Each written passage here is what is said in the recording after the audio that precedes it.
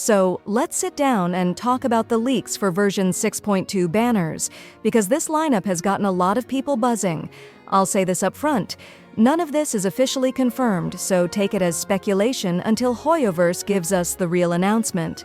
But based on what's been shared on TIBA and echoed in leak discussions, we're looking at something pretty big. Save up to 25% on the current banners at lootbar.gg, especially for the Nod Cry release. Lootbar is offering the all-in-one pack and the 6,480 pack for only $69. Compared to $100 in-game, that's a $31 saving. I just entered my UID and selected my server. In less than 5 minutes, the gems appeared in my account. As you can see, I received double the amount for my first purchase, just like with in-game top-ups. And remember, the double bonus for your first purchase has been reset in 6.0. Beyond Genshin, you can also top up in Honkai Star Rail. Lootbar has over 100,000 satisfied users and also supports PS5 and Xbox top-ups. I regularly use Lootbar for my giveaways, so I can personally recommend it. New users can get an extra 10% discount, while returning users get 5%. The link is in the description. According to those leaks, 6.2 is expected to feature Duran's release, a rerun for Nouvellette, Escoffier, and even a Venti rerun. On top of that, it seems we'll also be getting the Mondstadt Chronicled Wish, which is something I know a lot of players have been waiting on since we saw how Inazuma and Sumeru's versions worked.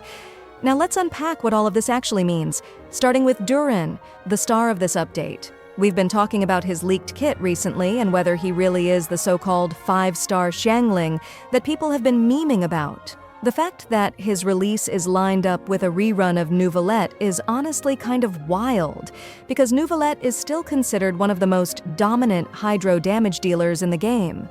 Pairing a brand new Pyro support/sub DPS with one of the most hydro-heavy characters feels very intentional. It's like Hoyoverse is telling us, hey, if you missed the Child and Xiangling synergy back in the day, here's the updated 5-star version of that concept. And then there's Escoffier. If you followed her release, you know she's been positioned as a strong cryo support, though she's not as universally meta-defining as someone like Bennett. A rerun for her here is interesting timing. It could suggest Hoyoverse really wants to push certain elemental synergies for this stretch of the game, especially freeze or freeze-adjacent playstyles. But when you look at the rest of the rumored lineup, it feels more like she's slotting in as the cryo counterpart to the heavy pyro and hydro themes we're seeing. Now, about Venti. His rerun is going to raise some eyebrows because it ties directly into the Mondstadt Chronicled Wish. Historically, whenever we've had these chronicled banners, Inazuma, Sumeru, and so on, the Archon of that region has not been included in the pool if they're getting their own event wish at the same time. For example, Raiden Shogun wasn't in the Inazuma Chronicled Wish because she had her own banner. Nahida was missing from the Sumeru one for the same reason. So it makes sense to expect that if Venti really is running his own limited rerun in 6.2, he probably won't appear in the Mondstadt Chronicled Wish itself. That pool will likely focus on the other limited Mondstadt 5-stars like Albedo, Eula, and Klee. If that's true, then this banner cycle is kind of stacked. We'd have a brand new 5-star in Duran, the return of one of the most meta-hydro units in Nouvellette, Escoffier's rerun for people who missed her, and Venti coming back after quite some time. On top of that, the Chronicled Wish gives Mondstadt fans a chance to pull for characters who have historically had some of the longest rerun gaps. That's a lot of temptation in a single patch, and it's already sparking debates about how people should prioritize their Primogems. Personally, I find the timing fascinating. If you look at past patterns, Hoyoverse likes to balance reruns and new releases in a way that pulls in both newer players and longtime veterans. Nouvellette coming back this soon shows just how popular he is. Honestly, probably the most buffed character of Fontaine. Pairing him with Duran isn't just convenient, it's a way to lock in synergy. a Hydro main DPS who thrives on forward vaporized setups, and then a new Pyro sub DPS who may very well apply Pyro off-field at a higher consistency than Xiangling. Even if the better than Xiangling line is still debated and probably exaggerated, the potential synergy here is obvious. At the same time, it's important to step back and recognize where the uncertainty lies. We don't know the exact numbers for Duran's kit yet.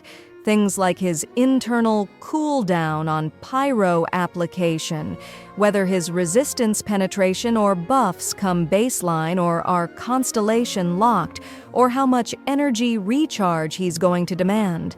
Those details will make or break how strong he really is. The leaker chatter may sound overhyped now, but we've seen plenty of Big Bennett or Big Xiangling claims fizzle once beta numbers come out.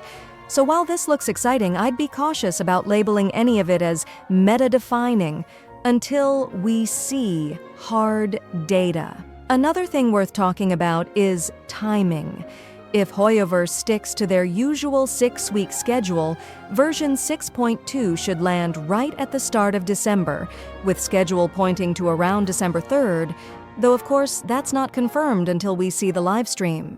That timing matters, because it means the banners here will overlap with the holiday season, and Hoyoverse has a history of stacking highly desirable reruns or flashy debuts around that window to maximize hype.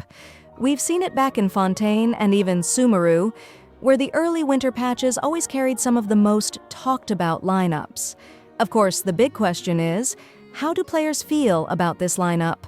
From what I've seen in community discussions, reactions are pretty split. Some people are thrilled at the idea of Duran finally giving Pyro mains something new, especially if he really does synergize with Neuvillette and even possibly characters like Chaska or Farina. Others are skeptical, pointing out that every few months, we hear about a supposed Xiangling replacement, but none of them have truly dethroned her. And then there's always the worry that if Hoyoverse puts too much synergy into these new units, you'll feel forced to pull both, instead of mixing them with older characters. For me, the takeaway is this. Version 6.2's banners, if the leaks are accurate, are going to be a huge shakeup.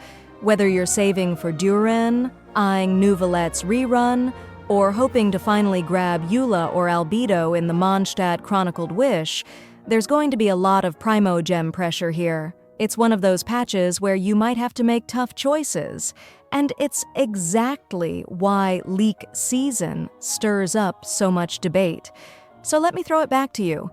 What do you think about this lineup? Are you excited about Duran's debut?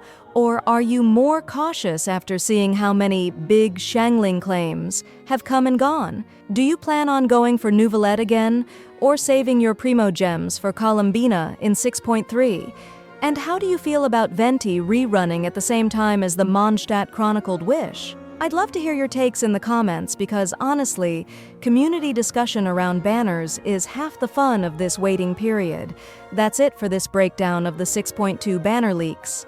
As always, don't take anything as guaranteed until Hoyoverse confirms it in the official live stream. But if you want more deep dives like this, talking about kits, banner value, and how leaks actually fit into the bigger picture, make sure to subscribe so you don't miss the next update.